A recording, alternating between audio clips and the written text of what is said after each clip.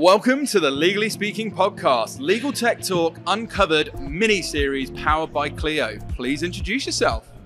Hi, my name is Mia. I come from Finland. I'm a legal tech and design lawyer in a Finnish law firm called Castrén Snellman, and I'm also chairing Legal Design Summit. That is the biggest legal design event in the world.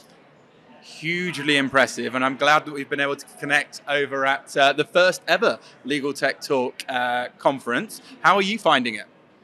The conference has been really diverse. I think it's always a great opportunity to bring bright minds together and spark inspiration and get inspired by each other and find new and old friends. It's a beautiful community, and there's also new people always coming in. So it's just beautiful people coming together. Yeah, and I said this on a few other recordings. It's amazing that, you feel like you know a lot of people in the legal world, but you come to places like this and you see so many new people from all around the world. It's from like Finland to Singapore, Hong Kong, America, you name it, Europe. It's a really global event, and I think there's been some really good energy throughout the 2 days. Can you describe what you're focusing on at the moment? I'm mostly focusing on, legal innovation. I approach our field from a very designerly perspective and from a very humane perspective. I find empathy to be something that we should be more focusing on in our field. When we're doing legal tech, I think legal design and design thinking is the foundation of everything. So I think that's something we're often missing. So when we're applying legal tech on our companies, we should be thinking of who are we actually serving? Who's the end users? So I think we should think of starting from the bottom and thinking of the end users and how do we want to design our legal services and products so that we actually serve the clients or the lay people and the human. Yeah, and we've talked about this offline as well, the need for that human to human, H to H rather than B2B, B2C perspective. You touched on it there, but I also know you have a couple of other passions. But what's been the main challenge you've really identified in the legal sector, and what are you hoping to do about addressing it, and what are you doing? One thing I like to promote is mental health and well-being on our field.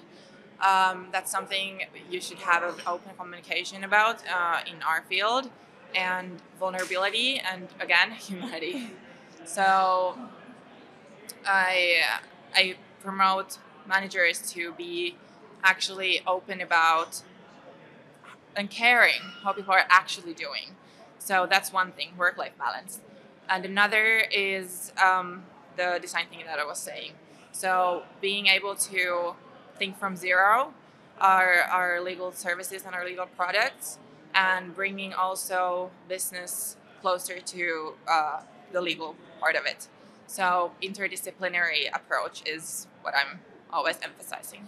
Yeah, and you mentioned before, people see legal tech and legal design as kind of two different things, right? What's your view on that? Yeah, so that's unfortunate because I think what we're talking about is legal innovation and our change leadership. And legal tech and legal design are not two things that are separate from each other. As said, they go well hand in hand. And I think if we're just applying these fancy tools without thinking of who are they actually serving, we're missing the point.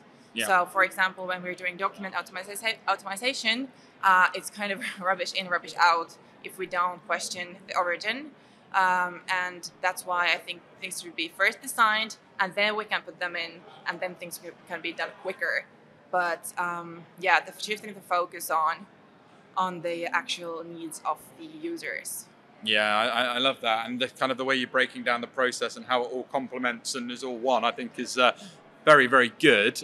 What's been a standout moment for you then at the conference? Well, I already touched on the point of mental health and well-being on our field. I listened to really good panel discussions on those subjects.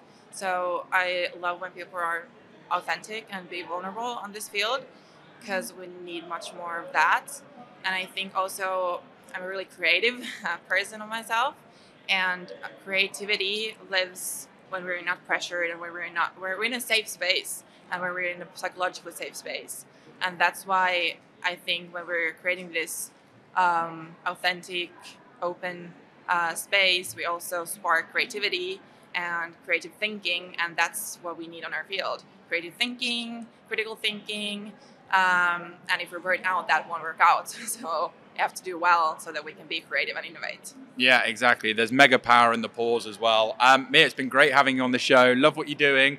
Big fans here. If people want to know more about you or connect with you, where's the best place for them to go? Feel free to shout out any websites, any social media handles. We'll also share them in this episode for you too.